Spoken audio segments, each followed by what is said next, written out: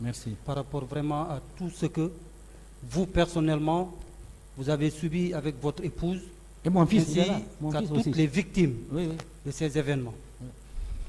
Je n'ai pratiquement que 3 questions à vous poser, Oui. parce que la première, déjà, vous avez été posée par le président lui-même, Oui, réitérée par mon collègue, oui. c'était celle de savoir, à la rencontre, lorsque le colonel Moussa Tchekbro vous a intercepté Oui, avec les leaders, oui, il a affirmé oui, qu'il vient oui. vous rencontrer au nom du président Moussa Dadis Affirmatif. pour reporter la Affirmatif. manifestation. Vous maintenez cette déclaration? Je maintiens, affirmatif, c'est ce qu'il a dit. Il nous a dissuadé. Ma seconde question porte sur les événements au stade. Oui, Selon vous, oui,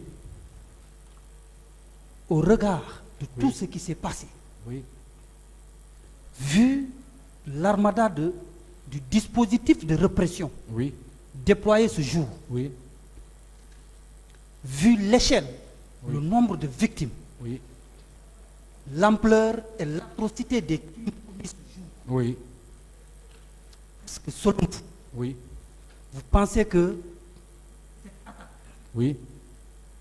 est un fait du hasard ou c'est quelque chose qui résulte de l'exécution d'un plan, d'un projet qui a été mûri, réfléchi avant qu'il ne se produise? Monsieur le juge, ce n'était nullement un hasard. La preuve, quand le colonel Tchekbro nous a dissuadés et nous n'avons pas obtempéré, il s'est éclipsé. Entre-temps, j'ai fait quelques 20 à 50 mètres pour chercher de l'eau à boire, pensant qu'il y a des gens qui vendaient des sachets d'eau.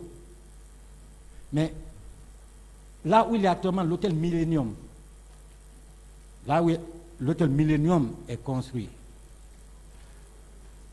il y avait quelques militaires déjà qui étaient parsemés.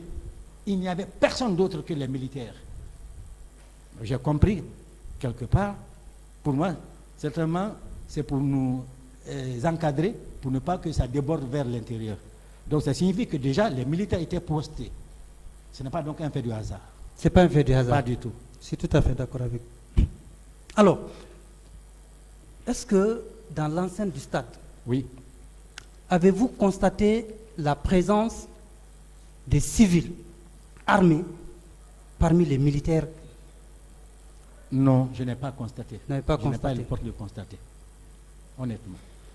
Dans vos déclarations, vous dites... Mais madame dit que c'est un civil qui a failli qui a voulu l'égorger. Un civil. Un civil. Oui, oui. Et c'est un béret rouge qui lui a dit non. Il n'a pas faradé. Non, ne le tue pas avec un ton ferme. Ça Donc, se recoupe avec la déclaration Oui. de l'une des parties civiles qui venait de passer ici, Oui. qui dit effectivement, lui aussi, avoir vu un civil sortir de sa jaquette, un couteau et poignarder, éventrer C'est pas exclu. une des victimes. Donc, ce n'est pas exclu qu'il y avait exclu. effectivement la présence Oui. des civils armés parmi les militaires. Oui. Je vais terminer par rapport à l'attitude de mépris du ministre de la Santé. Exactement. Je pense que c'est ce qui je vous a comprends choqué. pas. C'est ce qui m'a choqué. Face aux blessés. S'il n'était pas médecin, ça ne m'aurait pas choqué. Il était militaire simple, ça ne me choque pas. Quand ils sont en transe, ben, ils font du n'importe quoi. Mais un médecin assermenté, il ne doit pas. Donc Voilà. il a adopté une attitude de mépris De à mépris. l'égard des victimes. Exactement, c'est ça. C'est ce que je le reproche, lui. Et vous convenez avec moi, cette attitude est contraire à son Le serment. serment d'Hippocrate. Totalement contraire au serment d'Hippocrate. Totalement. Même en cas de guerre. Après, Merci, il faut Monsieur le réserver Président. combattre. Honorable assesseur, je vais laisser la parole à moi. Je vous remercie. Merci. Et